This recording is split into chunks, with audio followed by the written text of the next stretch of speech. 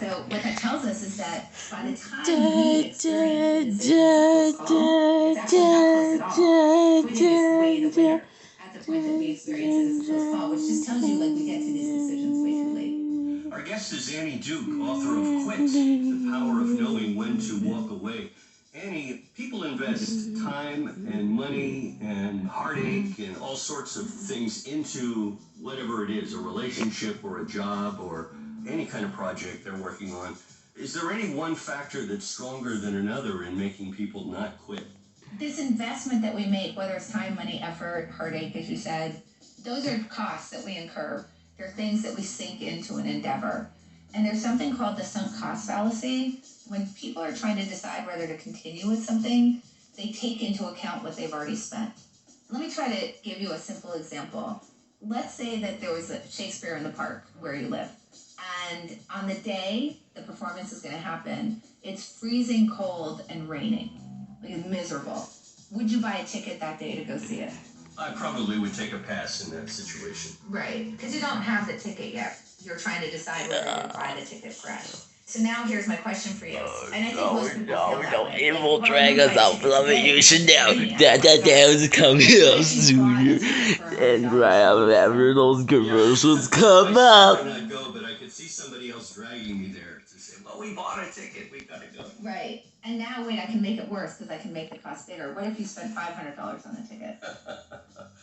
Yeah, I'd probably go at that point, I think. So this exposes the error, which is if you wouldn't buy a ticket today, what you're saying is that I don't want to spend that time in the freezing cold rain. The play might be great, the band might be great, but I don't want to stand in the freezing cold. And you're determining that about your time. Now, the fact that you already bought the ticket actually should matter very little from a rational standpoint about whether you go or not, because that's money that you already spent. It doesn't matter, it's already gone. What matters is, are you going to go and spend time being miserable? But we use what we already spent as a justification to continue, partly because, and I'm sure you feel this, Chris, you don't want to have wasted the money. But the problem is waste isn't a backward-looking problem, it's a forward-looking problem. The money's already spent. What matters is, am I going to waste my time being miserable standing in the freezing cold in a concert? And I already said that I didn't want to do that, so you shouldn't continue. So we can think about like a super high-stakes version of this. So General Tony Thomas, who served in Afghanistan, he told me that it was like really hard for him when he would go to funerals and talk to Gold Star parents, because the Gold Star parents would say to them, like, go win this war because I don't want my child to have died in vain. And that's obviously incredibly heart-wrenching. It's so hard not to sort of be right there with them. But the problem is that what we want to think about is we're so heartbroken and so grateful for the service, obviously, of someone who has died in the war. But that's not justification for putting more lives at risk.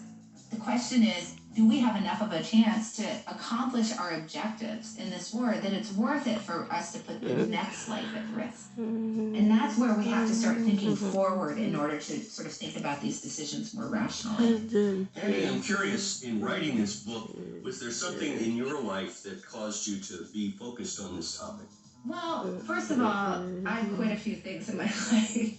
When I was in graduate school at the end of 5 years, which is a lot of time and a lot of effort, I got sick and I needed to take time off. So I had to take a year off. It was actually during that time that I discovered poker and started playing poker professionally and, you know, had a lot of success in the game. And I actually didn't end up going back at that time to academics, although I'm back at the University of Pennsylvania now, but that's many decades later.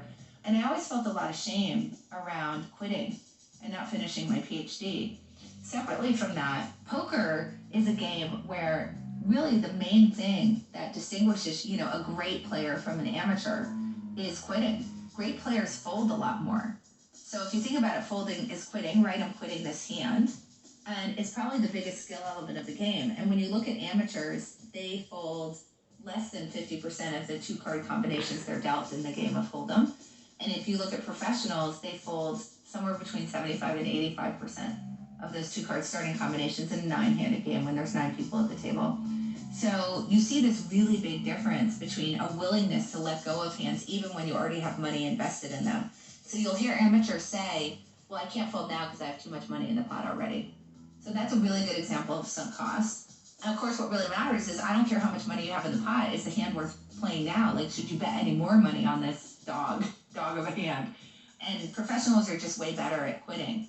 And so I think partly because of the shame that I felt around quitting academics to become a poker player, and then just partly because of the importance of quitting within poker, I think it just created a unique experience for me. I'm really excited about the topic.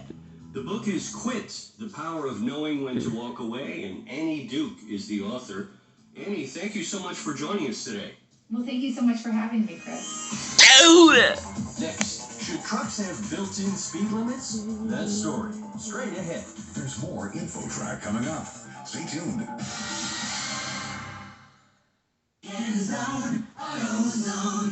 Welcome to AutoZone. See better and stay safe on the road with our visibility event. Right now, you can earn up to $20 in bonus rewards when you buy a